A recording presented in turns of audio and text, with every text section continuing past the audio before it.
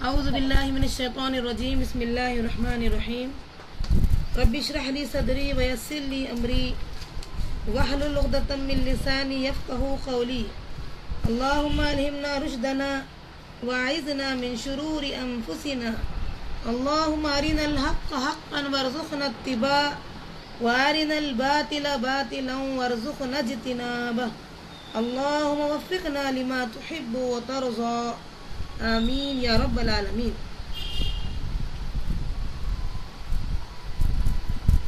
नफ्स के हुकूक व आदाब के सिलसिले में कुरान और अहादीस सहीहा की रोशनी में मैं चाहूँगी कि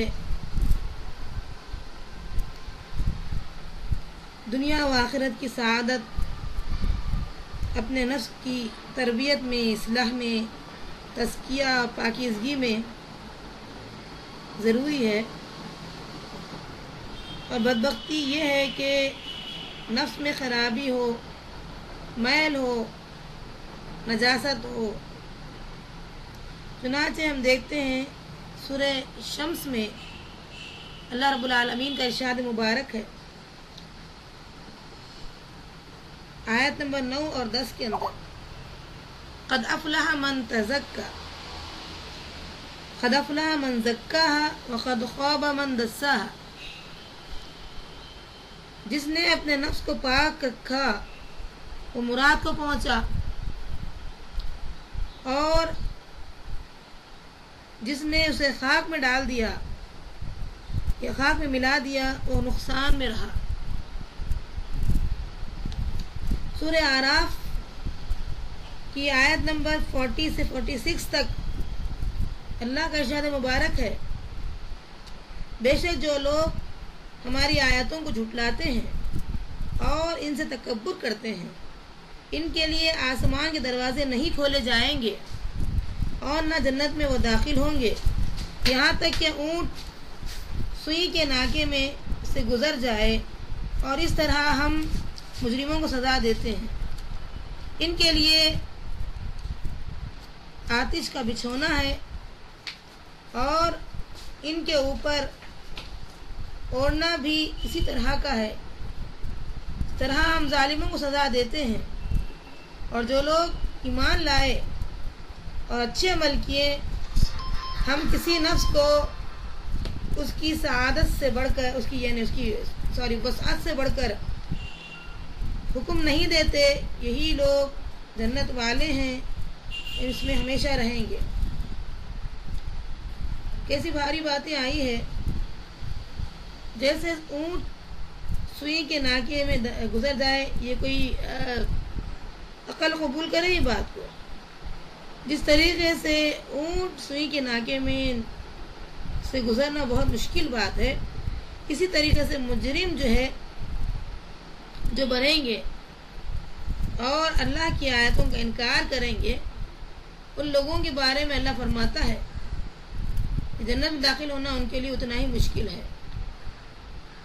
अल्लाह दुआ करें अल्लाह ताला हम सबको जन्नत में पहुंचने के रास्ते आसान कर दे, हमारे नफ्स में ये ताकत दे, ये क़ुव्वत दे कि हम बआसानी उसको जन्नत की तरफ मोड़ सकें इंशाअल्लाह। अभी अल्लाह की रहमत के शामिल हाल होना भी ज़रूरी है हमारे लिए। जब अल्लाह की रहमत शामिल हाल होगी तो उम्मीद है कि ये नफ्स जो है इंशाअल्लाह सुम्मा इंशाअल्लाह इस तरफ आसानी से मायल होगा। उसके लिए क्या है कि हमें दुआ मांगना होगा, हमें कोशिश करनी भी होगी। चुनांचे हम देखते हैं कुरान मजीद में अल्लाह ताला फरमाते, सूरह असर की जो आयतें आई हैं 1 और 3, उसमें अल्लाह रब्बुल आलमीन का इरशाद क्या है, कसम है ज़माने की बेशक इंसान नुकसान में है, मगर वो लोग जो खसारे में नहीं हैं, ईमान लाए हैं, अच्छे अमल करते रहे हैं, आपस में हक़ की वसीयत और तलक़ीन करते रहे हैं और सब्र की ताकीद भी करते रहे। ये जो करने वाले काम हैं, इनको जो अंजाम देते रहेंगे तो इंशाअल्लाह ये लोग कामयाबी की तरफ जा रहे हैं, अपने नफ्स को कामयाब कर रहे हैं। जैसे हम पढ़े हैं कई बार کہ جب برائیاں ہو رہی ہیں تو نیکیاں بھی اسی مقدار سے تیزی کے ساتھ کر لو، جو نیکی ہاتھ آئے اس کو کر گزرو۔ صحیح بخاری کی حدیث ہے، تم سب جنت میں داخل ہوں گے مگر جس نے انکار کیا۔ صحابہ نے عرض کیا یا رسول اللہ صلی اللہ علیہ وسلم، جنت میں جانے سے کون انکار کرتا ہے؟ آپ نے فرمایا جو میری اطاعت کرتا ہے وہ جنت میں داخل ہوگا، اور جو میری نافرمانی کرتا ہے گویا اس نے انکار کیا ہے۔ اندازہ کیجئے کہ نبی کی بات کو نہیں ماننا اور عمل نہیں کرنا، یہ کیا ہے؟ آپ صلی اللہ علیہ وسلم کا انکار ہے۔ کسی کی مجال ہے اتنی بڑی کہ وہ جو ہے آپ صلی اللہ علیہ وسلم کا ہی انکار کر دے۔ اللہ ہم سب کو توفیق دے کہ ہم نبی صلی اللہ علیہ وسلم کی چھوٹی اور بڑے جو بھی حکم ہیں، سنتیں ہیں، جو بھی اس پر ہم عمل کرنے والے بنے انشاءاللہ۔ صحیح مسلم کی حدیث ہے، سب لوگ صبح کے وقت نکل کر اپنی جان کا سودا کرنا شروع کر دیتے ہیں۔ کوئی تو اسے آزاد کراتا ہے اور کوئی اسے تباہ و برباد کرتا ہے۔ اب دیکھیے، ایک آدمی صبح اٹھتا ہے، اب اس کی جان کا سودا شروع ہو جاتا ہے۔ وہ گناہوں سے اپنے آپ کو بچاتے ہوئے، یا جتنے اس نے گناہ پہلے کیے تھے اس کے لیے اتنی نیکیاں کرتے ہوئے اپنے نفس کو جنت کی طرف مائل کر لیتا ہے۔ بمقابل اس کے کہ کچھ لوگ جو ہے تباہ و برباد بھی ہو جاتے ہیں اپنے نفس کو برائی کی طرف مائل کر کے، جیسے کہ ہم سورہ شمس میں پڑھے ہیں آیت نمبر 10 میں، وَقَدْ خَابَ مَنْ دَسَّاهَا، جس نے اپنے نفس کو خاک میں ملا دیا وہ خسارے کی زندگی گزار رہا ہے، وہ نقصان ہی نقصان اٹھا رہا ہے۔ اللہ تعالیٰ دعا کریں اللہ تعالیٰ ہمارے نفس کو مطیع فرما بردار بنائے اور مزکی اور پاک صاف کر دے۔ ہر مسلمان اس بات پہ یقین کرتا ہے کہ نفس کی پاکیزگی ایمان اور عمل صالح سے ہوتی ہے۔ نفس میں جو پاکیزگی ہے وہ ایمان سے ہوتی ہے اور عمل صالح سے ہوتی ہے۔ ایمان مضبوط ہو اور اس کے مطابق جتنا ایمان ہے، علم ہے، ایمان کی اعتبار سے کہ جتنا ایمان مضبوط ہوتا ہے، علم بھی اسی حساب سے ایمان کو اور مضبوط اور ترقی دیتا ہے۔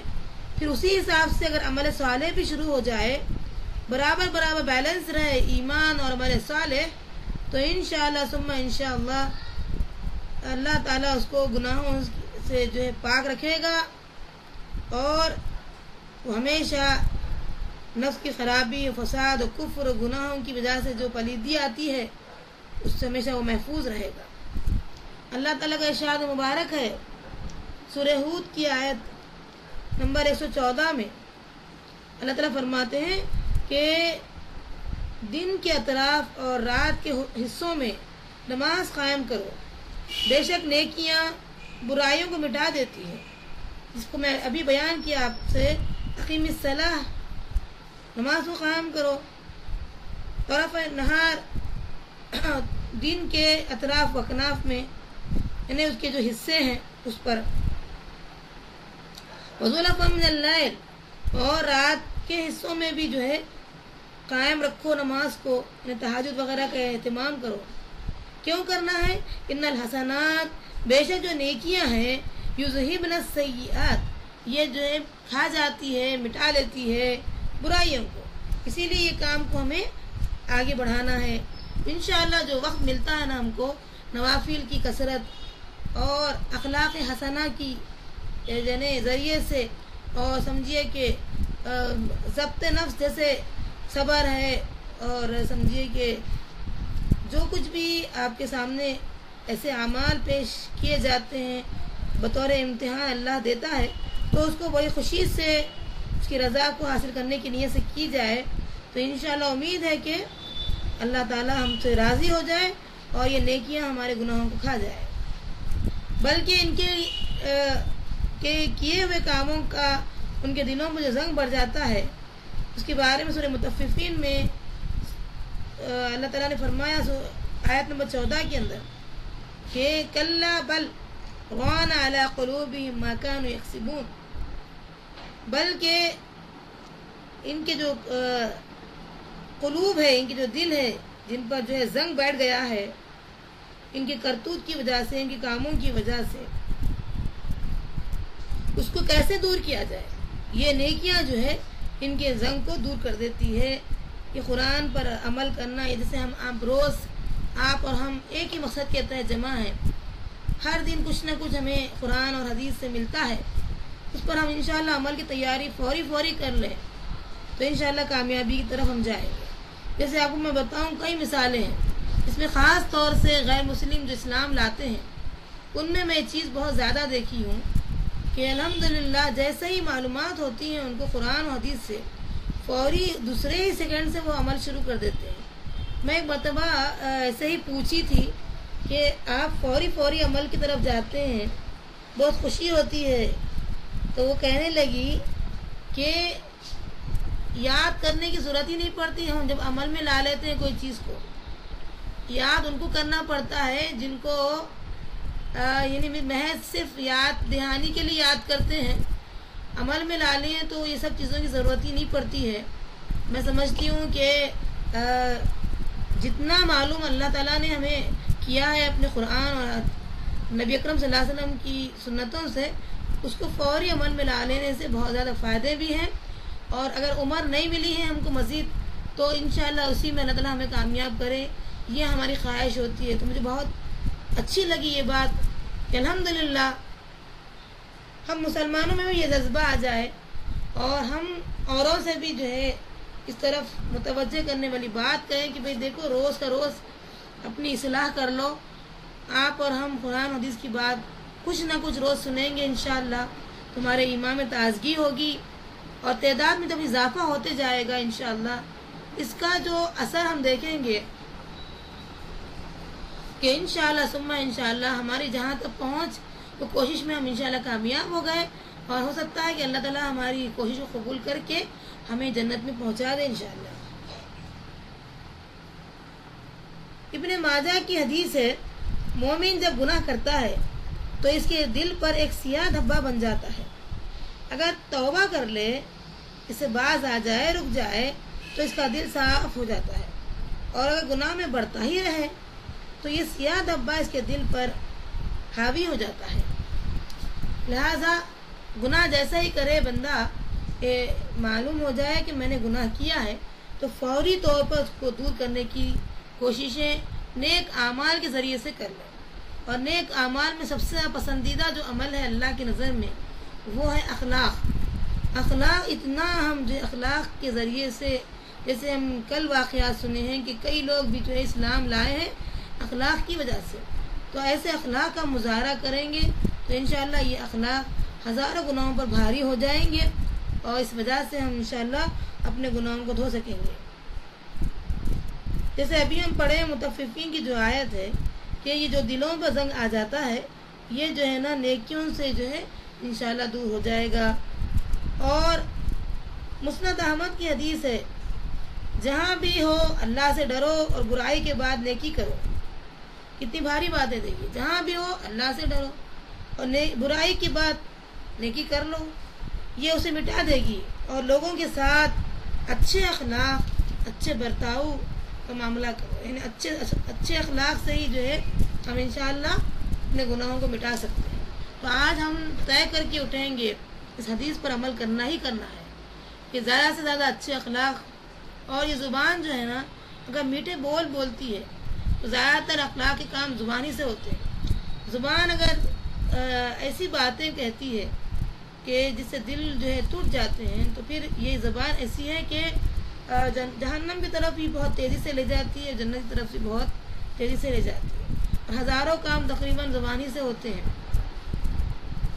اس لیے زبان کا استعمال بہت احتیاط سے ہو، بہت ہی احتیاط سے ہو، بلکہ میں کہتی ہوں کہ اللہ سے دعا مانگ کر زبان کو کھولنا چاہیے کہ اللہ یہ زبان جب کھلتی ہے تو پھر بہت اچھی بات، اچھی زبان، یعنی اچھے کلمات ہو جائے، کیونکہ اگر ہمارے پاس صدقہ کرنے کے لیے کوئی چیز نہ ہو لیکن زبان الحمدللہ اللہ نے دی ہے ہمیں، جیسے حدیث میں آتا ہے الکلمۃ الطیبہ صدقہ، اچھی بات کرنا بھی جو ہے کہنا بھی نیکی ہے، صدقہ ہے، تو کیوں نہ ہم زبان کے ذریعے سے ہزاروں نیکیاں کر لیں۔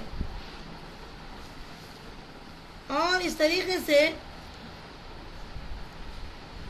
ہم دیکھتے ہیں کہ نفس کو پاک کرنے میں جب انسان جٹ جاتا ہے، ہر وقت لگا رہتا ہے اور سب کاموں میں اہم کام یہی سمجھتا ہے، ایسے کاموں کی عادت ڈالتا ہے جو اسی گناہوں میں یعنی گناہوں کے میل کو دھو ڈالتی ہے اور ہر گندے فاسد عقیدے سے بچنے کی کوشش کرتا ہے، ناجائز باتوں اور افعال سے پرہیز کرتا ہے، اس کا دن اور رات اسی مجاہدے نفس میں گزر جاتے ہیں۔ ہر وقت وہ اپنا حساب میں لگا رہتا ہے کہ میں نے آج کیا کیا ہے، آج کا دن کیسے گزارا ہے، آج کی رات میں نے کیسے گزاری ہے، اس میں جب وہ لگ جاتا ہے اور نیک کاموں کی عادت میں اتنا وہ منہمک ہو جاتا ہے، برے کاموں سے خود کو دور رکھتا ہے، تو اس کی پختہ جب عادت بن جاتی ہے تو یہ اصل میں جو ہے اس کی ابتدا ہوتی ہے توبہ کے ذریعے سے۔ توبہ ایک ایسی چیز ہے کہ نافرمان سے نافرمان ایک بار اللہ سے توبہ کر لیتا ہے، گناہوں سے ہٹ کر اللہ کی طرف آ جاتا ہے، شرمندگی کا اظہار کرتا ہے اللہ کے سامنے، آئندہ نہ کرنے کا پختہ عزم اور صدق دل سے ارادہ کرتا ہے، کوشش کرتا ہے کہ پھر گناہ نہ کروں میں۔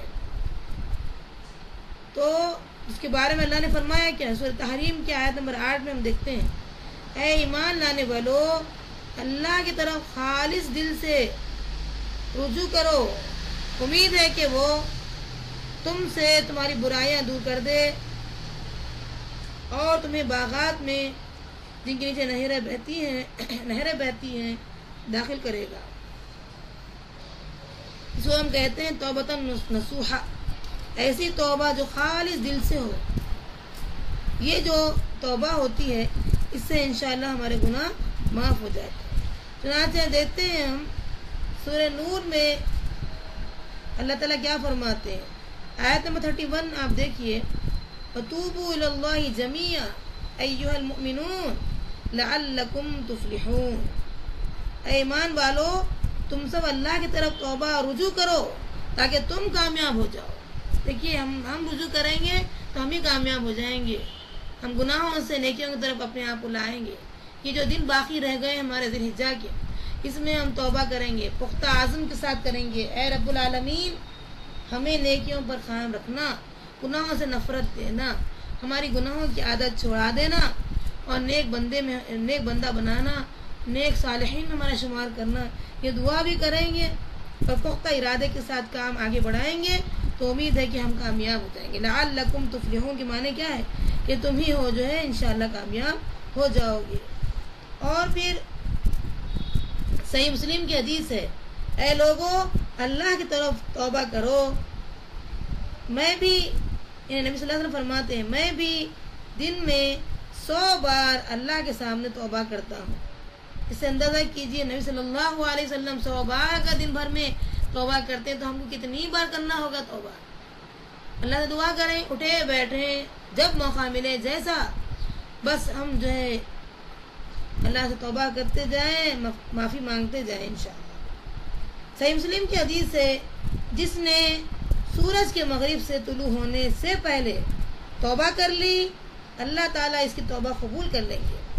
مطلب یہ ہے کہ جب اس کی موت واقع ہوتی ہے یا قیامت اس کی جو بھی بہرحال قائم ہوگی، ایک تو قیامت ہے موت، قیامت صغریٰ بولتے چھوٹی موت، اور ایک ہے قیامت کبریٰ بڑی قیامت، یعنی جب سورج کیا ہوگا مغرب سے طلوع ہوگا۔ اللہ تعالیٰ اتنی انسان کو چھوٹ دیا ہے کہ موت سے پہلے تک، اب کسی کی موت قیامت کے دن ہوگی کس کو معلوم۔ تو بہرحال ہر ایک کے لیے یہ بات ہے کہ اس سے پہلے تک اگر توبہ کر لیں گے تو انشاءاللہ سے توبہ قبول ہوگی۔ تو آج ہمارے لیے ایک بڑی نصیب والی بات معلوم ہوئی کہ ہماری زندگی تک توبہ ہماری انشاءاللہ قبول ہوگی۔ اور نبی اکرم صلی اللہ علیہ وسلم کا ارشاد مبارک ہے، صحیح مسلم کی حدیث ہے، اللہ عز و جل رات کو اپنا ہاتھ پھیلاتا ہے تاکہ دن میں گناہ کرنے والے توبہ کر لیں، اور دن کو اپنا ہاتھ پھیلاتا ہے تاکہ رات کو گناہ کرنے والے توبہ کر لیں۔ سورج کے مغرب سے طلوع ہونے تک ایسا ہوتا رہے گا۔ اسے کیا معلوم ہوا کہ اللہ رب العالمین جو توبہ کرتے ہیں ان کی توبہ قبول کرتے ہیں، اپنا ہاتھ پھیلاتا ہے۔ دن میں جو گناہ کرتے ہیں رات کو اپنا ہاتھ پھیلا کر کے ان کی معافی ہوتی ہے، جو رات کو گناہ کرتے ہیں دن میں اپنا ہاتھ پھیلا کر کے ان کی معافی کرتا ہے۔ اللہ تعالیٰ ہم سب کو اپنے جتنے گناہ ہم نے کیے ہیں ہمیں یاد بھی نہیں ہوں گے، جو ہم جانے انجانے جو بھی گناہ کیے معاف فرما دے، تاکہ ہماری جو ہے بخشش کا سامان ہو جائے۔ صحیح بخاری صحیح مسلم کی حدیث ہے، اللہ اپنے مومن بندے کی توبہ پر اس آدمی سے بھی زیادہ خوش ہوتا ہے جو سمجھے کہ ویران جگہ پر ہو۔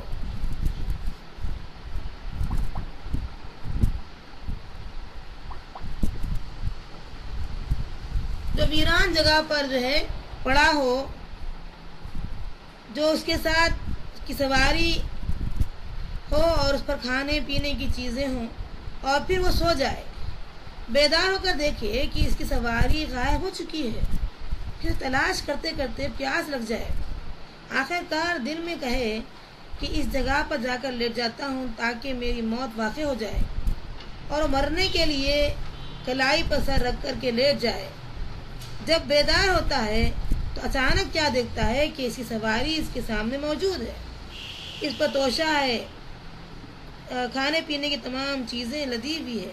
اللہ تعالیٰ اپنے بندے کی توبہ پر اسی آدمی سے زیادہ خوش ہوتا ہے جو گم ہونے کے بعد اپنی سواری پر سارے جو سامان موجود تھا اس کو دیکھ کر خوش ہوتا ہے۔ یعنی بندہ جب اللہ کی طرف مائل ہوتا ہے، گناہوں سے توبہ کرتا ہے اور پھر نیکی کی طرف آ جاتا ہے، اور جتنے گناہ کیے اتنی توبہ کر کے اتنے نیکیوں کا کام کرتا ہے تو رب العالمین اتنا زیادہ خوش ہو جاتا ہے، اور پھر اس کو جو ہے سمجھے کہ ایسے خوشی سے اس کی توبہ قبول کر لیتا ہے، جیسے ابھی ہم مثال دیے ہیں کہ جو سواری جو ہے گم ہو چکی تھی پھر وہ مل چکی ہے، اس میں جو کھانا اور ساری جو ہے مشروبات لدی ہوئی تھی وہ سواری پر، جب وہ مل جاتی ہے تو پھر اسے موت سے زیادہ زندگی اچھی لگتی ہے، اور پھر وہ زندگی کے لیے اپنا پھر قدم اور حوصلے کو بلند کر لیتا ہے تو خوشی محسوس کرتا ہے، اس سے زیادہ اللہ تعالیٰ ہم سے خوش ہو جاتا ہے۔ لہٰذا ہمیں چاہیے کہ ہم ویسے ہی جو ہے اللہ تعالیٰ کو خوش کر دے۔ ایک اور حدیث میں بتاتے ہیں کہ فرشتوں نے آدم کو ان کی توبہ قبول ہونے پر مبارکباد دی تھی۔ معلوم ہوا کہ آدم علیہ السلام جب توبہ قبول ہو گئی تھی تو فرشتوں نے ان کو مبارکباد دی تھی۔ اس سے اندازہ کیجئے کہ ہو سکتا ہے کہ ہماری بھی توبہ قبول ہو جائے اور اللہ تعالیٰ ہمارے لیے بھی یہ معاملہ کرے، کیونکہ وہ ہمارے والد ہی ہیں۔ اس طریقے سے ہم توبہ کے بعد دوسرا کام شروع کریں گے، اس میں یہ ہے کہ مسلمان اپنی زندگی کے لمحات میں اللہ عز و جل کو پیش نظر رکھنا چاہیے۔ ہر معاملے میں ہر لمحات اللہ کو پیش نظر رکھیے، سب سے پہلے اللہ کو خوش کر دینا چاہیے، اور یقین کرے کہ اس کے ہر عمل پر اللہ دیکھ رہا ہے، اور اس کے جو کونے کونے گوشے میں بھی وہ جو کام کر رہا ہے اس پر بھی اللہ کی نظر ہے۔ تو آپ دیکھیں گے کہ اس کے عمل کو جب وہ دیکھ رہا ہے تو اللہ عز و جل جو ہے اس کی جو کیفیت ہوگی کہ مجھے وہ دیکھ رہا ہے، کونے میں بھی کام کر رہا ہوں تب بھی دیکھ رہا ہے، اور علانیہ بھی کام کر رہا ہوں تب بھی دیکھ رہا ہے، تو پھر انشاءاللہ اس کا ہر عمل کیسا رہے گا؟ وہ ہر عمل پر ہر اعتبار سے اطاعت فرمانبرداری کو لازم کر لے گا، تو اسے جو خوشی ملے گی تو وہ محسوس کرے گا، وہ زبان بھی ادا نہیں کر سکتی کہ وہ کیسی خوشی محسوس کر رہا ہے، اس میں الفاظ ہی نہیں ہوتے، اور وہ محسوس کرتا ہے کہ اللہ میرے قریب ہے اور اللہ مجھے پسند کرتا ہے، کیونکہ میں ہر کام میں اپنی توجہ اس طرف کر لیا ہوں، اور وہ تمام دوسرے لوگوں سے اپنا منہ موڑ لیتا ہے، رب العالمین کے جو ہے مینس اتنا قریب ہو جاتا ہے، اس کے بارے میں سورہ نساء میں آتا ہے کہ آیت نمبر 125 میں اللہ نے فرمایا اس سے بہتر دین کس کا ہے جو اپنا چہرہ اللہ کے سپرد کر دیا اس حال میں کہ وہ نیکی کرنے والا ہے۔ اب دیکھیے یہ آیت اگر یاد ہو سکتی ہے تو بہت اچھی بات ہے۔ وَمَنْ أَحْسَنُ دِينًا مِمَّنْ أَسْلَمَ وَجْهَهُ لِلَّهِ وَهُوَ مُحْسِنٌ، یعنی اس کا دین، اس کا بہترین دین اس سے بہتر کس کا ہو سکتا ہے جس نے اللہ کی رضا کے لیے سارے معاملات کو اللہ کے سپرد کر دیا، اپنا چہرہ ہی اللہ کے سپرد کر دیا اور اس حال میں کر دیا کہ نیکی کرتے رہا ہے۔ اللہ سے دعا کیجیے اللہ تعالیٰ ہمارے چہرے کو بھی اس کے حوالے کرنے والے بنا دیں اور ہم مسلسل نیکی کرنے والے بن جائیں۔ اور آپ کو معلوم ہے ہم جب مسلسل نیکی کریں گے تو مثلا جو معاملات ہوگا دنیا میں بھی آخرت میں بھی وہ تو ہم بیان بھی نہیں کر سکتے۔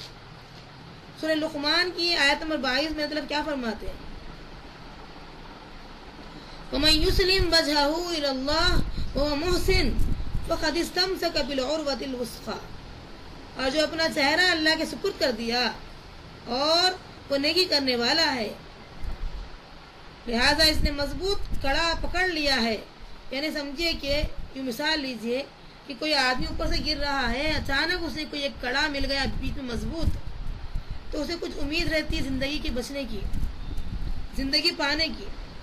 تو بس ایسا ہی ہے جو اپنے نفس کو اللہ کے حوالے کر دیا اور نیکیوں میں لگا رہا، کتنے نیکیاں کیا تو گویا کہ اس نے ایک مضبوط کڑا پکڑ لیا ہے اور اللہ کی رضا کو رکھا ہے، تو اس کو کیا ہے ایک آخرت میں ہمیشہ کی زندگی کو خوشی سے گزارنے کا مضبوط کڑا مل گیا۔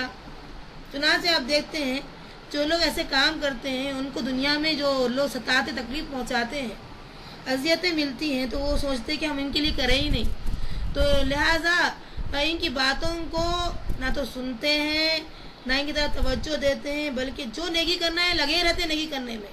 میں سمجھتی ہوں کہ میں اس انداز میں بات کروں آپ سے تاکہ آپ کو بات اچھی لگے کہ میں یہ سوچتی ہوں کہ جو لوگ سمجھے کہ اس قسم کی باتیں کرتے ہیں کہ بھائی تم یہ فلاں غلطی کر رہے ہیں، یہ ایسا ہے وہ ایسا ہے، بالکل بھی اتنے دیندار مت بن جاؤ، ایسے اور ایسے جو باتیں کرتے ہیں، میں ان سے سوچتی ہوں میں ان کے لیے ان کے بارے میں کہ بیچارے یہ تو جو ہے دل کے بھی اندھے ہیں دماغ کے بھی اندھے ہیں، ان کو پتہ ہی نہیں ہے، لہٰذا میں ان کے سامنے اندھی اور بہری بن کے بیٹھی رہتی ہوں کہ مجھے ان کی باتیں نہ تو اچھی لگتی ہیں دیکھنے میں اور نہ سننے میں اچھی لگتی ہے، لہٰذا میں نہ تو ان کا جواب دینا پسند کرتی ہوں اور نہ ہی وہ سننا چاہتی ہوں۔ کوئی بول رہا ہے تو بالکل بہروں کی طرح بیٹھے رہتی ہوں، کیوں؟ اس لیے کہ اپنے کو مضبوط کڑا مل گیا ہے زندگی بچانے کے لیے، اور ہمیشہ کی زندگی خوش و خرم رہے، پھر دنیا بھی اچھی گزر جائے تو اس سے بڑا کڑا کیا ہو سکتا ہے مضبوط، اس کے پیچھے انسان لگے رہے، اور بہت بڑی بھاری بات ہے کہ اللہ ہمارے دماغ کو اسے بدل دے۔ سورہ بقرہ کی آیت نمبر 235 میں اللہ فرماتے ہیں کہ یقین کرو کہ اللہ تمہارے دلوں کی باتیں جانتا ہے، بس اسی سے ڈرو۔ لہذا اب جو ہے ہر معاملے میں اللہ سے ڈرنا چاہیے۔ اب جو اللہ سے ڈرتا ہے وہ اپنے شوہر سے بھی بہتر رہے گا اور اپنی اولاد سے بہتر رہے، پڑوسی سے بہتر رہے، خرابتدار رشتہ داروں سے بہتر رہے، معاشرے کے اندر اس کا جو ہے بہترین عمل آپ دیکھیں گے کہ وہ صرف اللہ سے ڈرنے کی وجہ سے ہے، کیونکہ وہ کسی سے ڈرتا ہی نہیں۔ اور سورہ نساء کی آیت نمبر 1 میں اللہ کیا فرماتے ہیں؟ ان اللہ کان علیکم رقیبا، وہ ہمیں یاد رکھتا ہے یہ آیت کو کہ اللہ تعالیٰ بہت باریکی سے نگرانی کر رہا ہے اس کی۔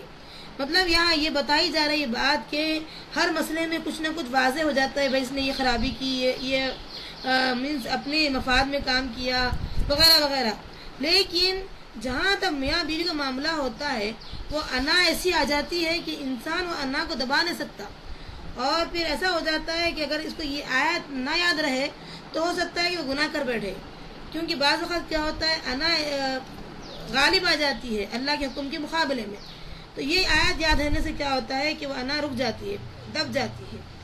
انا کیا چیز ہے؟ انا یہ ہے کہ انسان ہمیشہ اپنی بات کو اوپر رکھنا چاہتا ہے، یہ بھی انا پرستی شرک ہے۔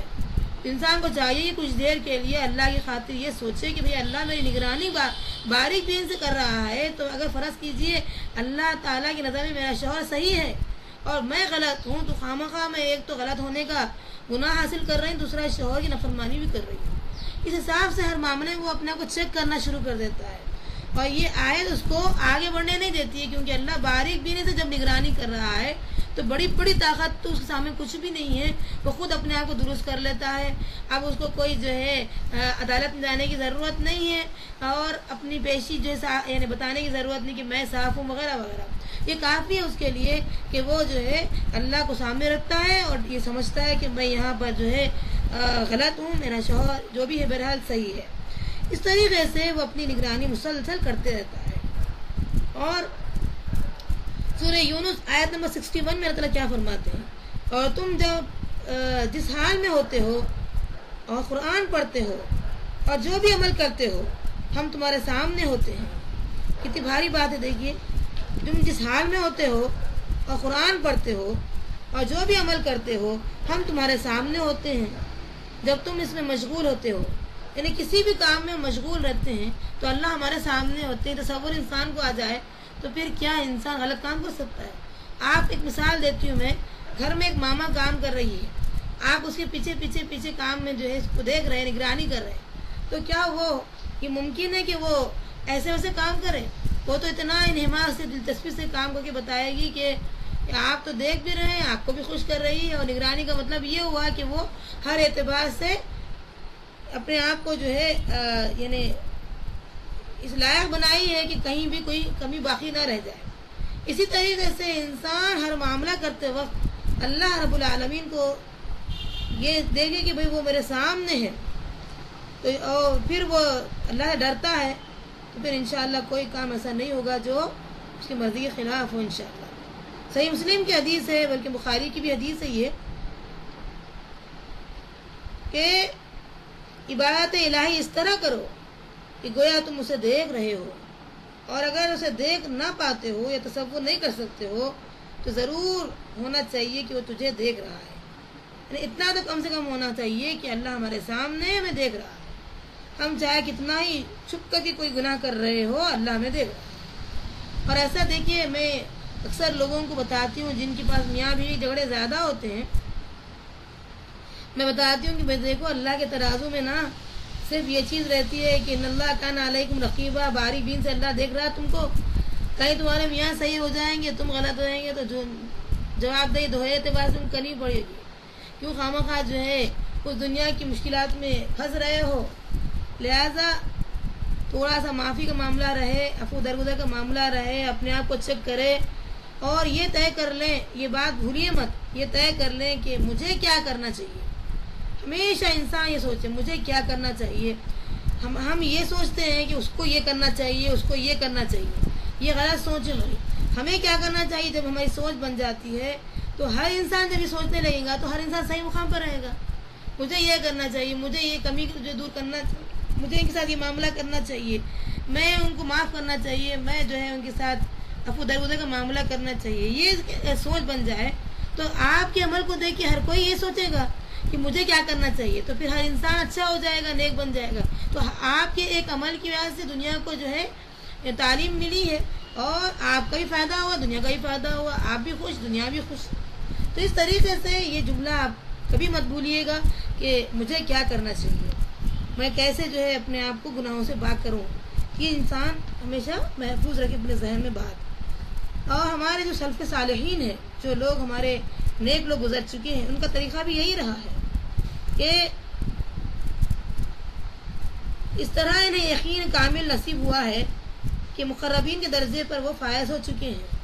ان کے اخبار میں بتانا چاہوں گی، ان کی باتیں بتانا چاہوں گی میں کہ ان کو کتنا یقین تھا کہ اللہ کے پاس ہم سرخرو ہو جائیں گے، دنیا میں بھی ہم کامیاب رہیں گے، سکونی زندگی بسر کریں گے.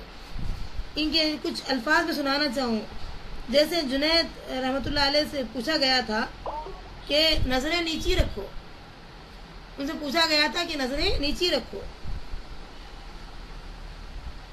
تو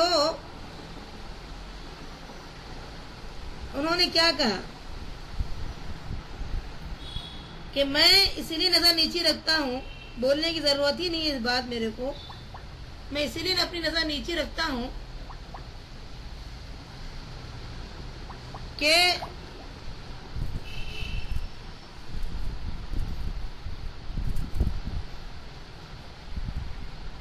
میں جانتا ہوں کہ مجھ پر جو دیکھنے والے کی نظر ہے وہ میری نظر سے زیادہ تیز نظر رکھتا ہے. تو میں جو مجھ پر دیکھ رہا ہے تیزی کی نظر سے، تو میں چاہا کہ کبھی بھی اپنی نظر کو اٹھا کر نہ دیکھوں، کیونکہ یہ تیز نظر مجھ پر نظر رکھی ہوئی ہے. غور کریے کہ اتنا یقین کے ساتھ یہ لوگ بات کرتے تھے کہ وہ تیز نظر رکھنے والا مجھ پر دیکھ رہا ہے تو مجھے شرمندگی سے نظر اٹھانا ہی دل نہیں چاہے. اتنا میں جو ہے نظر کو اپنی چھپائے رکھا ہوں, نیچی رکھا ہوں. مطلب اللہ تعالیٰ کو اتنا یقین سے دیکھ رہا بندہ. سفیان ثوری رحمۃ اللہ علیہ کے بارے میں آتا ہے کہ اللہ تعالیٰ کی طرف نظر رکھو کیونکہ کوئی چیز اس سے چھپی ہوئی نہیں ہے, اور اس سے امید قائم کرو جو وفا کا مالک ہے, اور اسے ڈرو جو سزا دینے پر مکمل قدرت رکھتا ہے. آپ دیکھیے کہ 3 باتیں کتنی اہم ہیں. ایک یہ کہ انسان کو چاہیے کہ ہمیشہ یہ دیکھے کہ اللہ تعالیٰ سے کوئی چیز چھپی ہوئی نہیں ہے, اور دوسری بات کیا ہے کہ اللہ سے امید ہی باندھنا, اتنا بھی نہیں ڈرنا ہے کہ بالکل بھی جو ہے اس قدر ڈر گئے کہ دوری ہو گئے, ایسا بھی نہیں ہونا چاہیے. امید بھی قائم رکھنا ہے کیونکہ اللہ تعالیٰ رب العالمین انشاءاللہ امید کے نتیجے میں ہمیں کامیاب کرے. اور اتنا ڈرنا چاہیے کہ اللہ تعالیٰ اس گناہ کے نتیجے میں ہم پر پوری قدرت رکھتا ہے سزا دینے کے لیے. اس کے مابین اگر ہم جو کام کریں گے, امید اور خوف کے بیچ میں جب ہم کام کریں گے تو انشاءاللہ نیکیوں میں سبقت کریں گے اور گناہوں سے بچتے رہیں گے. عبداللہ ابن مبارک نے کہا کہ اللہ تعالیٰ کے معاملے میں اس قدر احتیاط کریں کہ شرم محسوس کریں, حیا محسوس کریں کہ یہ برائی میں اللہ کے سامنے کیسے کر سکتا ہوں. یعنی آنکھ حیا کرے, آنکھ دیکھے کہ میں برائی کر رہا ہوں اللہ کے سامنے, تو کیا مجال ہے کہ آنکھ برائی کرے. کان جب برائی کر رہے ہیں, گانا سن رہے ہیں, تو کان حیا محسوس کرے کہ اللہ کے سامنے میں کیسے گانا سن سکتا ہوں. اور اس طریقے سے جب فلمی معاملات ہوتے ہیں, دنیا میں انسان پہنچتا ہے, تو پھر دل و دماغ اور نظر اور ہاتھ پیر سبھی شامل ہو جاتے ہیں.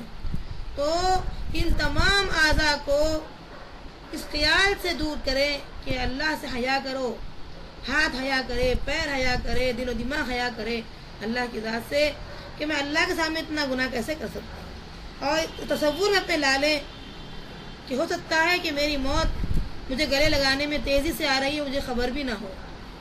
تو اس طریقے سے جب انسان محسوس کرتا ہے کہ میری موت اس حالت میں ہوگی تو کیا ہوگا, میرا مقام کہاں بنے گا, میرا انجام کیا ہوگا, میں کہاں جا کر اپنا انجام کو ڈھونڈوں گا, اس سے جو ہے انسان پھر اپنے آپ کو بچائے گا.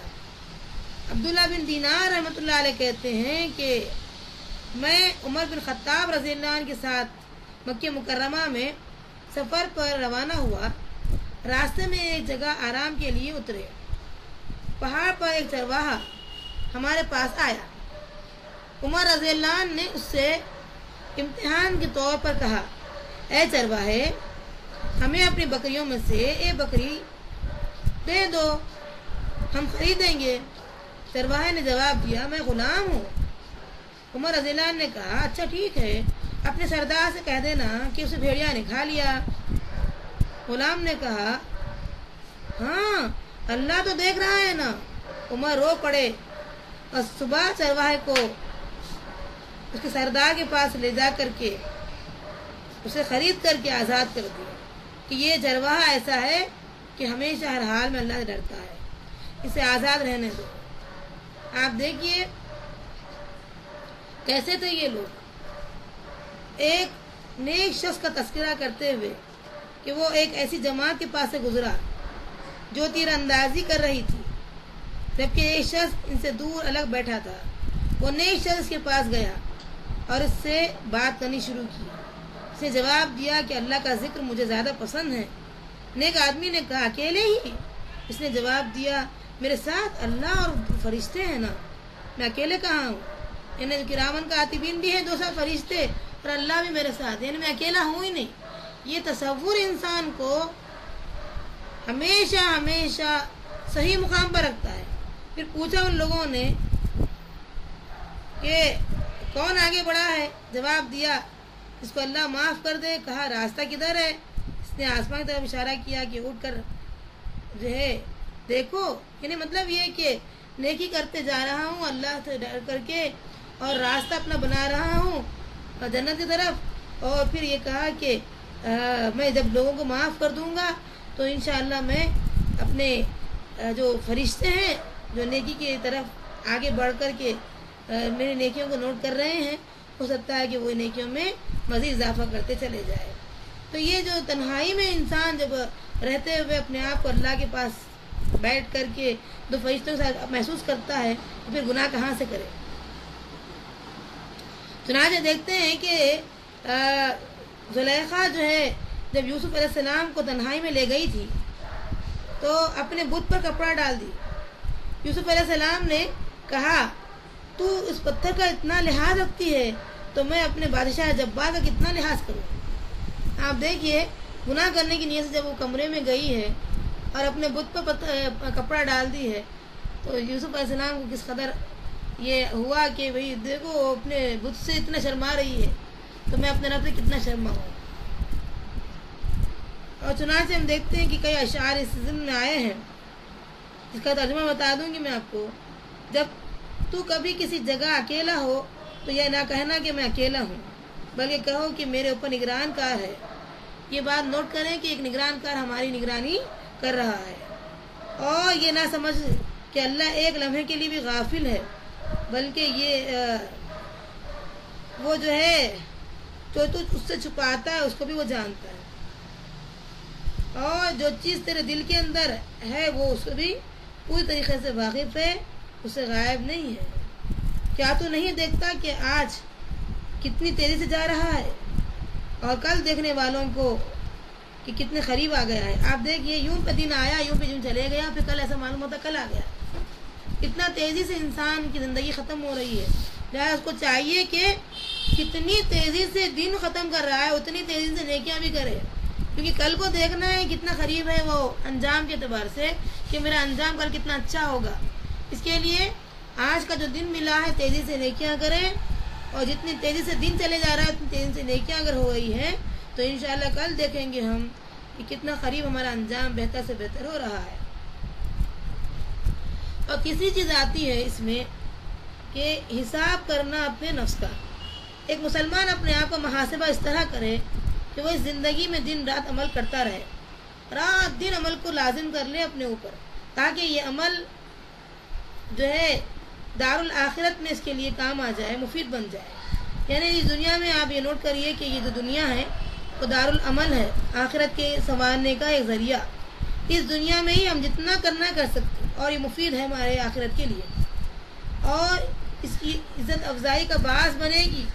آخرت میں انشاءاللہ جو عزت ملے گی اس کو کیا کہیں، اس دنیا میں تھوڑا بہت ہم کو جو ہے انعامات مل جاتے ہیں، تمغے مل جاتے ہیں یا میمو مل جاتے ہیں، ہم کتنا خوش ہو جاتے ہیں۔ آخرت میں انشاءاللہ ہمارا کیا مقام ہوگا، جو ہمیشہ کا رزلٹ ہے، جو ہمیشہ کا جو میمو ہمارے ساتھ آ جائے گا۔ اللہ عز و جل کی رضا حاصل کرنے کے لیے انشاءاللہ آپ ہماتن کوشش کرتے رہیں۔ دنیا کا جو ہے گھر ہمارے کو جو ملا ہے وہ عمل کا گھر ہے، یہ نوٹ کر لیں دل میں دماغ میں، اور اللہ کے مقرر کردہ فرائض جو اصل سرمایہ ہمارا اللہ نے ہمارے لیے مقرر کر دیا، یہ فرض ہے ہمارے اوپر، ہماری ڈیوٹی ہے، ہم اس کو انجام دیں گے تو یہ ہمارے لیے بہت بڑا بہترین سرمایہ رہے گا۔ ان کی حفاظت شروع کر دیں، جو بھی نیکیاں کریں گے محفوظ کرتے چلے جائیں گے انشاءاللہ۔ اور اگر کمی محسوس ہو رہی ہے ہم کو تو نوافل کرنا شروع کر دیں گے، نوافل میں اضافہ، اس کے لیے پوری توجہ دینی ہوگی، اور گناہ معاصی سے انشاءاللہ ہم جو نقصان اٹھا رہے تھے اس کو دور کر لیں گے، گناہ سے جو ہے دور ہو جائیں گے، نافرمانی سے دور ہو جائیں گے انشاءاللہ۔ جن سے جو ہے بچنا ضروری ہے ان سے بچیں گے انشاءاللہ۔ ہر دن انسان اپنے جو ہے ہر دن کے عمل کا حساب کرتے رہے اور فرائض کی طرف متوجہ ہو، یہ بات طے کر لیں کہ دوسرے کرے کیا کرے نہیں کرے اسی طرف ہمیں نظر نہ رہے، بلکہ میں کیا کری اور مجھے کیا کرنا چاہیے تھا اور کیا کمی رہ گئی ہے۔ آج جتنا کام کریں کل 10 گنا بڑھ کے کریں، پرسوں اس سے بڑھ کے اور 100 گنا کرنے لگے، تو انشاءاللہ ایسا وقت آ جائے گا کہ اللہ تعالیٰ کل کو ملامت سے بچائے گا، اور سمجھیے کہ یہ جو نیکیاں ہیں تلافی کر دیں گے ہمارے گناہوں کی انشاءاللہ، گویا کے معنی میں خزاں ہو سکتی ہے ہماری۔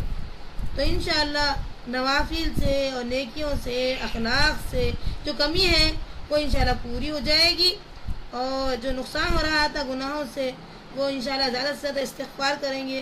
نبی صلی اللہ علیہ وسلم دن بھر میں 100 بار کر رہے تھے تو ہم اس سے زیادہ بار کریں گے انشاءاللہ، اور گناہوں سے شرمندگی کا جب اظہار ہو رہا ہے تو پھر نیکیاں اتنی تیزی سے کریں گے کہ خرابی ہماری انشاءاللہ مٹ جائے، اور یہی نفس کا محاسبہ ہے. اللہ سے دعا کرے اللہ تعالیٰ ہمیں نفس کی اصلاح، اس کا تزکیہ، اس کو پاک کرنے کا راستہ بنا دے، ایسے حالات بنا دے کہ ہمارے لیے یہ چیز آسان ہو جائے. جیسا کہ اللہ تعالیٰ فرماتے ہیں سورہ حشر کی آیت نمبر 18 میں، یا ایھا الذین آمنوا اتقوا اللہ ولتنظر نفس ما قدمت لغد واتقوا اللہ ان اللہ خبیر بما تعملون. اے ایمان والو، ڈرو اللہ سے اور آنے والے کل کے لیے کیا بھیجا ہے اس پر نظر رکھو. یہ بہت بڑی بات ہے. ہر نفس کو چاہیے کہ آنے والے کل کے لیے اس نے کیا آگے بھیجا ہے. اللہ سے ڈر کر معاملہ کرو، بے شک اللہ تمہارے کیے پر پوری خبر رکھتا ہے. تم کیا کیے، تم کیا اعمال بھیجے ہیں، پوری اللہ پر جو ہے اللہ باخبر ہے، اس چیز کو دیکھ رہا ہے، اللہ کی نظر ہے. لہٰذا ولتنظر نفس کو کبھی بھولیں نہ. نفس کے محاسبہ کا حکم ہے یہاں. دیکھو کل کو تم نے کیا بھیجا ہے، انتظار کرنا ہے، کل کو دیکھنا ہے عقبہ میں کیا ملے گا، انجام کے اعتبار سے تمہیں کہاں جانا ہوگا، کیا کچھ تم نے آگے بھیجا ہے.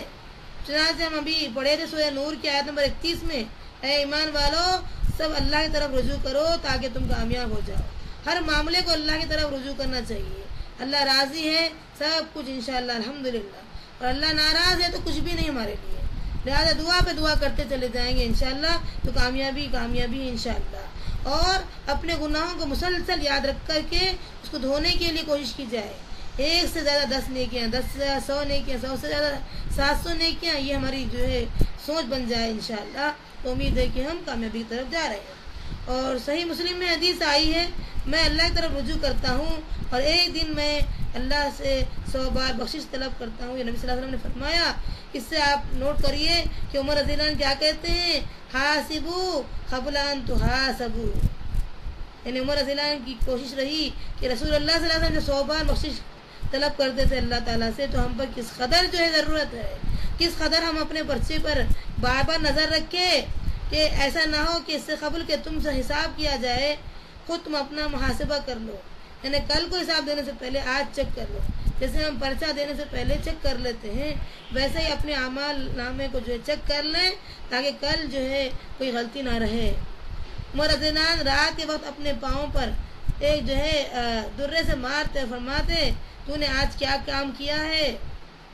غور کریے، عمر رضی اللہ عنہ کے بارے میں یہ بات طے ہو چکی تھی کہ وہ عشرہ مبشرہ میں ہیں، ان کو دنیا میں سرٹیفکیٹ مل گیا، پھر بھی اتنا ڈرتے ہیں. ہمارا معاملہ دیکھیے، اتنا آرام سے سو کر کے اٹھتے ہیں. باغ میں اتنا جو ہے انہماک اور کوشش سے ابو طلحہ رضی اللہ عنہ بڑی محنتیں کی تھی باغ کے لیے. تو کیا ہوا تھا کہ وہ محنت ان کو جو نماز کے ٹائم پر کچھ دیر کے لیے غافل کر دی کہ نماز سے فارغ ہوتے ہی انہوں نے کیا کیا، باغ خیرات کر دیا کہ یہ جو ہے میں باغ کے انہماک کی وجہ سے اپنی نماز سے غافل ہو گیا ہوں، لہٰذا جس باغ کے لیے میں نے بڑی محنت کی ہے وہی میں جو ہے خیرات کر دوں گا تاکہ پھر میری یہ چیزیں میرے دماغ سے ہٹ جائے اور میں نماز میں غفلت نہ کروں، پوری توجہ سے نماز پڑھوں. آپ دیکھیے ہماری نماز تو ہزاروں دنیاوی کاموں میں مصروف رہتی، ہم وہ نماز ادا بھی کر دیتے ہیں اور سمجھتے ہیں کہ نماز ہماری ہو چکی ہے. لیکن یہاں یہ معاملہ تھا کہ پورا باغ جس کے لیے اتنی محنت کی گئی اور اتنا مشہور باغ ابو طلحہ رضی اللہ عنہ کا، وہ جو ہے خیرات کر دیے، باغ کو صدقہ کر دیے. یہ ہے محاسب نفس. انہوں نے خود کو سزا دی اور اس کو ادب سکھایا.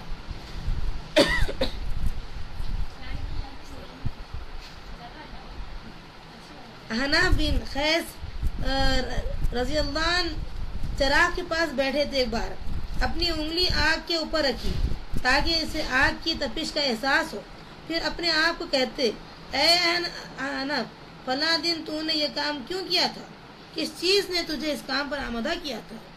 دیکھیے کتنا احساس کرتے تھے کہ آگ پر انگلی رکھ کر کے تھوڑی دیر میں محسوس کرتے تھے کہ یہ آگ کو تو برداشت نہیں کری تو اس آگ کے لیے کتنا صبر آ چکا ہے، کیوں گناہ کر رہا ہے. اس طریقے سے وہ اپنے آپ کو بچاتے تھے گناہوں سے. یہ قرآن کی آیت ہے، ما اصبرہم علی النار، تمہیں اتنا صبر کہاں سے آیا کہ تم گناہ پر گناہ کی جا رہے. ایک مشہور واقعہ ہے کہ ایک بہت بڑا زاہد انسان تھا. اس نے ایک مرتبہ ایک عورت پر نظر پڑی تو اس نے اپنی آنکھ کو اتنی زور سے مارا کہ وہ آنکھ جو ہے نکل گئی۔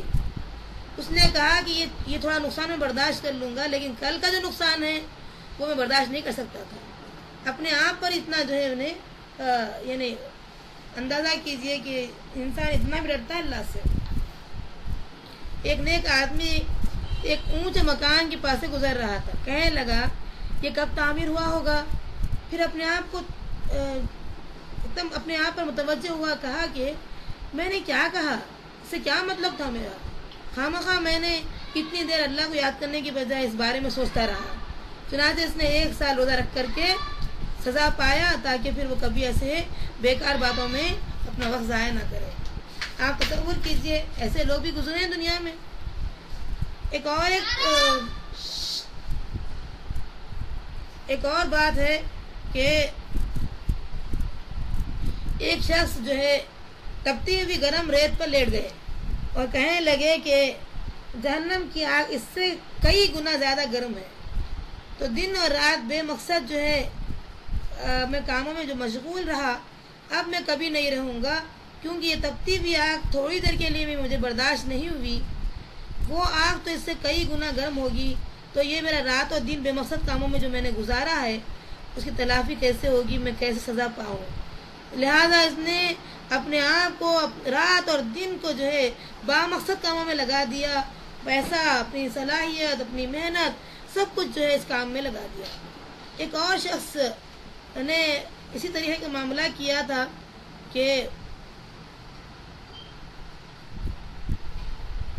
اتفاق یہ ہوا تھا کہ اس نے اپنی نظر اوپر اٹھائے جا رہا تھا تو مکان پر پڑی اس کی نظر، ایک اونچی منزل پر ایک عورت ٹھہری تھی۔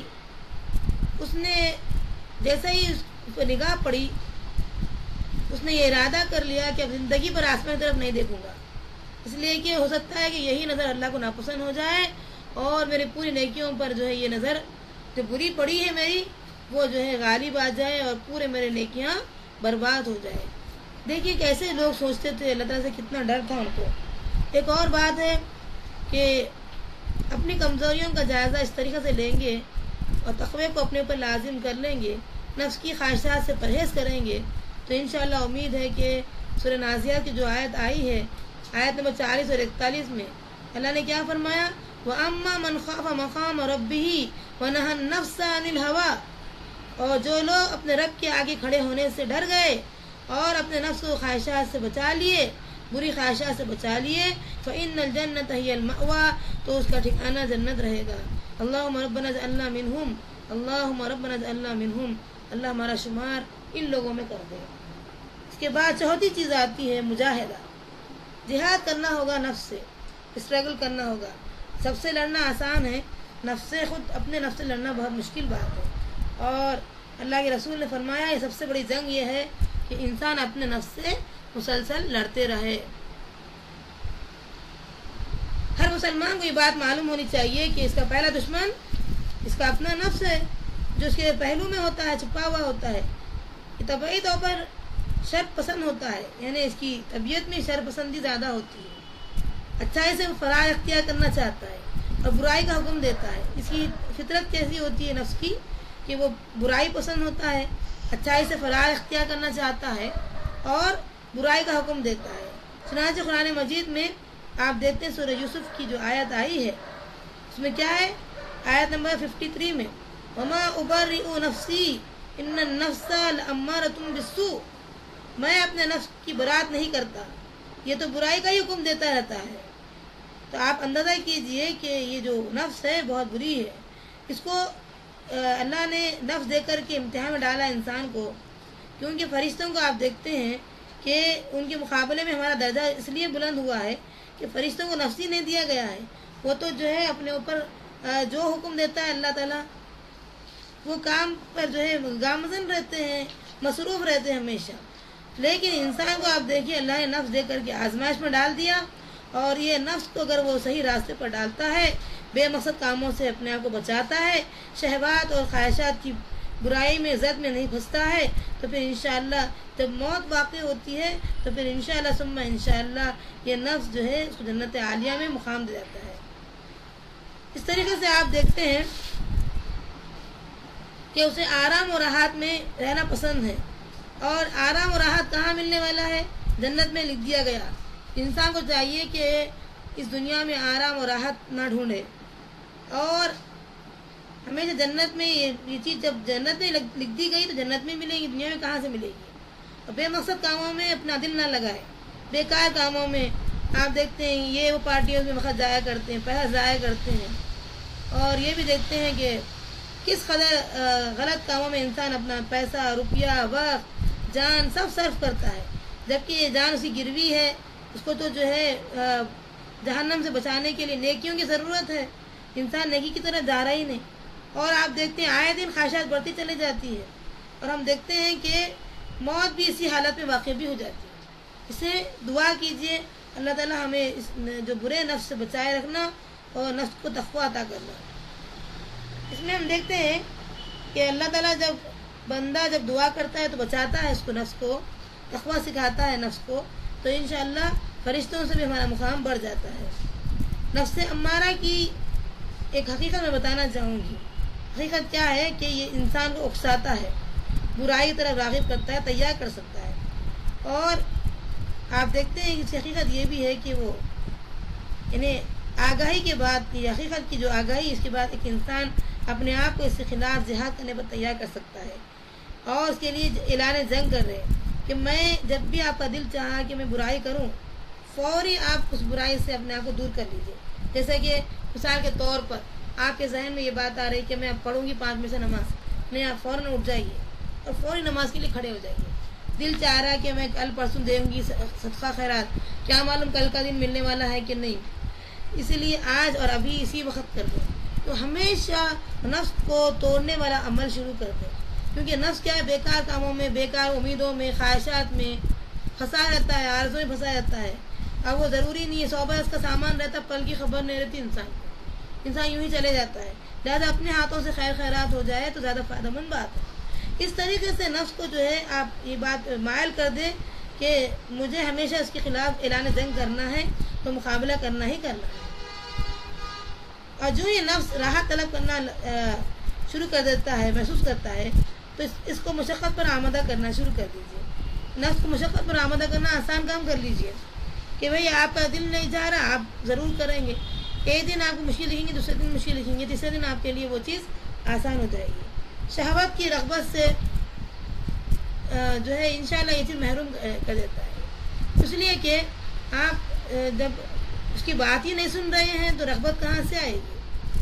جب اللہ کی طاعت اور نیکی میں انشاءاللہ آپ مضبوط ہو جائیں گے، کمزوری نہیں دکھائیں گے انشاءاللہ، تو امید ہے کہ سزا نہ ملے اس کو۔ اور آپ دیکھتے ہیں کہ کئی بار ایسا ہوتا ہے خواہ ہم چھوٹے سے برے کام کرتے ہیں، ملامت بہت دیر تک ہوتی رہتی ہے۔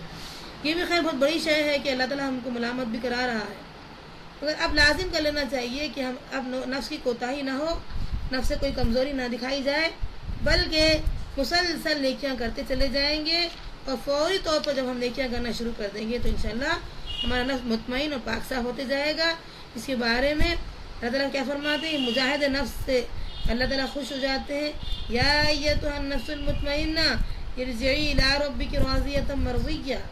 اللہ کہتا ہے کہ اے نفس مطمئنہ، میں تجھ سے راضی، تم مجھ سے راضی، کیونکہ تو اپنے نفس کو پاک کر لیا اور پاک طاہر رکھا، اور مجاہدہ کرتے رہا، اسٹرگل کر رہا اپنے نفس سے کہ جو اللہ کو مطلوب تھا وہ تو کام کر دیا۔ چنانچہ سورہ عنکبوت آیت نمبر 69 میں ہم دیکھتے ہیں جو لوگ ہماری راہ میں کوشش کرتے ہیں ہم ضرور انہیں اپنے راستہ دکھاتے ہیں، اور اللہ نہیں کرنے والوں کے ساتھ ہے۔ والذین جاہدوا فینا لنہدینہم سبلنا وان اللہ لمع المحسنین۔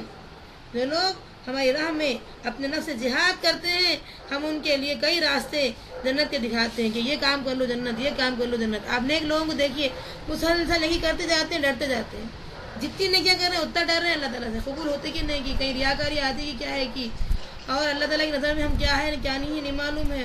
مسلسل نیکیاں کرتے چلے جا رہے ہیں، چھپا رہے ہیں نیکیوں کو، اور اپنے جو ہے جنت کے راستے کو آسان کر رہے ہیں، اور کیونکہ ہم کو پتہ ہے کہ اللہ تعالیٰ ایسے نیکی کرنے والوں کو ہمیشہ اپنا ساتھ رکھتا ہے۔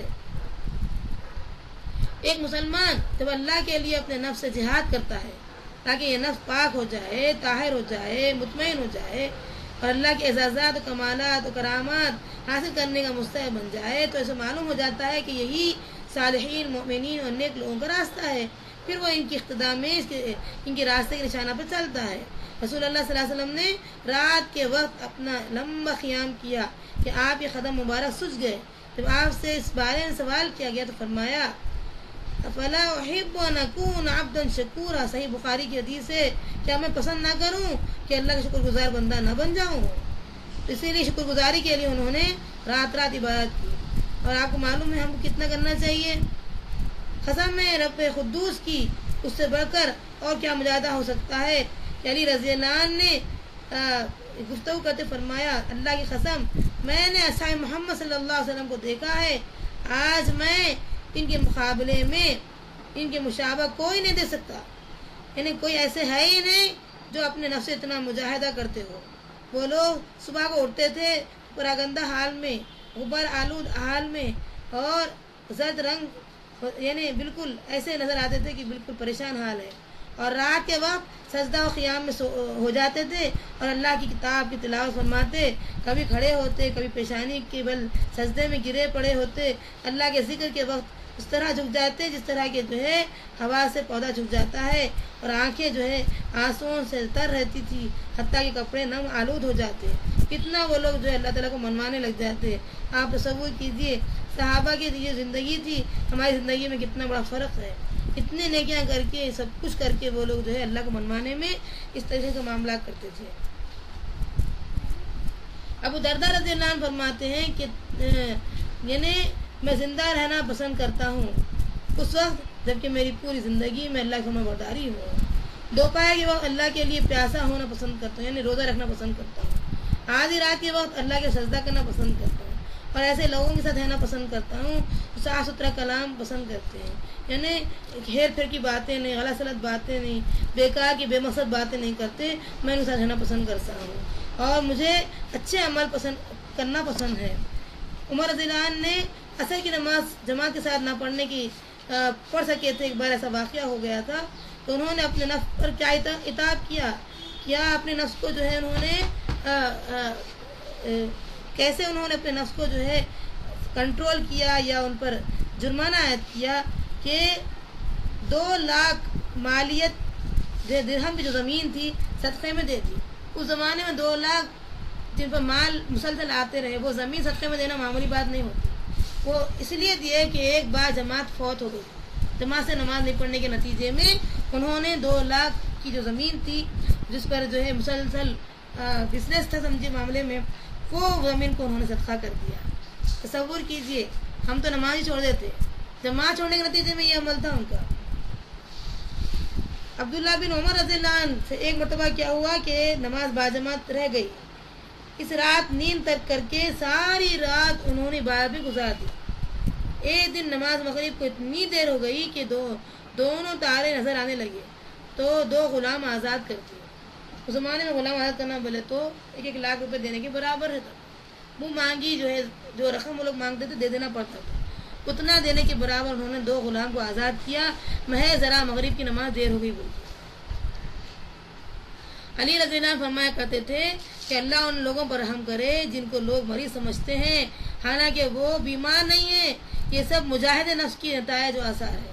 جو لوگ آپ دیکھتے ہیں چہرے سے وہ ایک دم نہیں کمزور نظر آتے ہیں، چہرہ ان کا سیاہ نظر آتا ہے، وہ اللہ سے اتنا ڈرتے ہیں، اتنا اللہ تعالیٰ کو منانے میں لگ جاتے ہیں کہ گویا ایسا معلوم ہوتا ہے وہ مریض بنے ہوئے ہیں، حالانکہ وہ مریض نہیں ہے بلکہ نفس سے جہاد کر رہے ہیں، اتنا کھا رہے ہیں کہ وہ جو ہے کچھ حصہ باقی رکھے ہیں، اور عبادات میں اتنا مصروف ہو رہے ہیں کہ تاکہ جو بھی کھائیں شکر ادا کر سکیں۔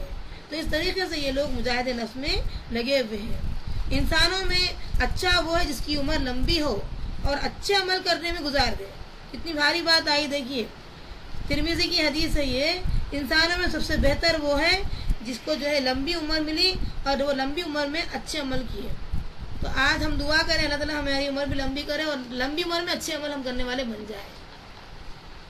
اویس قرنی رحمۃ اللہ علیہ کہا کرتے تھے کہ آج رات رکوع کی رات ہے اور ساری رات رکوع میں گزار دیں، اور اگلی رات کہتے تھے کہ یہ رات سجدے کی رات ہے اور پھر ساری رات سجدے میں گزارتے رہوں۔ آپ تصور کیجئے کہ ایک ایک رات پوری وہ رکوع کرنا چاہتے تھے، اتنا منوانا چاہتے تھے، اور ایک ایک رات پورا سجدہ کرے تاکہ اللہ تعالیٰ مان لے. یہ انداز تھا ان کی زندگی کا. اور ایک صفات بناتی رحمۃ اللہ علیہ کا قول ہے کہ میں نے ایک زاہد کو اتنی بات کرتے دیکھا کہ تھکاوٹ کی وجہ سے وہ بستر پر یعنی سمجھے کہ گھٹنوں کے بل آ سکا. اور ایسے لوگ بھی دیکھیں کہ رات بھر کھڑے رہنے کی وجہ سے قدم اتنے جو ہے ورم سے سوجن سے بھرے ہوئے تھے کہ اتنی زیادہ عبادت ایسا معلوم ہوتا تھا کہ قیامت کل کو ہی ان پر آنے والی ہے. اتنی وہ جو ہے کوششوں کے ذریعے سے اللہ کو منواتے تھے. سردی کے موسم میں چھت کے اوپر ہوتے تاکہ ٹھنڈی ہوا کی وجہ سے نیند نہ آئے، اور موسم گرما میں چھت کے نیچے رہتے تاکہ گرمی کی وجہ سے نیند نہ آئے. کئی سجدے کی حالت میں موت واقع بھی ہو چکی ہے ان کو. آپ دیکھیے کئی لوگ ایسے گزرے ہیں کہ اللہ تعالیٰ کو منانے میں اپنے آپ کو کس طریقے سے جو ہے باندھے رکھتے تھے. اللہ ہم سب کو توفیق دینا. اور ایک صاحب کی بیوی کا بیان ہے کہ لمبے قیام کی وجہ سے پنڈلیاں جو ہے ان کی ورم آ گیا، سوجن آ گئی تھی، اور ان کے پیچھے جو ہے بیٹھتی پر رحم کے جذبے سے روتی رہتی. اور انہوں نے کہا کہ میری بیوی اتنی لمبی یعنی اتنی دیر تک عبادت کرتی تھی، اور خود دیکھتی تھی کہ شوہر بھی لمبی بات کر رہا ہے، تو ان میں جو ہے ایک دوسرے میں مسابقت رہتی تھی کہ وہ دیکھتی تھی کہ بستر پہ کون پہلے لیٹے تاکہ وہ پھر اس کے بعد لیٹ سکے. تو یہ عبادتوں میں سبقت کرنا، آگے بڑھنا، ایک دوسرے کا مقابلہ کرنا بہت بڑی نیکی ہے. یہ نیک لوگوں کی جو ہے آرا پیش کیے ہیں آپ کے پاس. ایک جو ہے نابینا نیک عورت تھی، اور وہ صبح کے وقت غمگین آواز میں کہتی، تیرے عبادت گزار اپنی تاریک راتیں تیری رحمت کی تلاش میں کاٹ رہے ہیں. اے اللہ میں تجھ سے مانگتی ہوں، کسی اور سے نہیں، مجھے السابقین کی پہلی جماعت میں کر دے. یعنی جو سبقت کرنے میں پہلے نیکیوں میں سبقت جو کرتے ہیں ان کی جماعت میں میرا شمار کر دے. علیین میں میرا اونچا مقام بنا دے، مقربین کا درجہ عطا کر دے، مجھے اپنے صالحین بندوں میں ملا دے. اور تو ارحم الراحمین ہے، سب سے بڑا ہے رحم کرنے والا، کرم کرنے والا. اے کریم، کہ سجدے میں وہ گر جاتی اور صبح تک پکارتی روتی رہتی. اللہ سے دعا کیجیے. کئی ایسے عورتیں بھی گزری ہیں، کوئی اپنی رات گزار دیتی تھی اللہ تعالیٰ کو منانے میں، اپنا مقام بنانے میں، اور مقربین میں اپنا شمار کرنے میں. اللہ آپ کو مجھے صحیح عمل کی توفیق عطا فرما.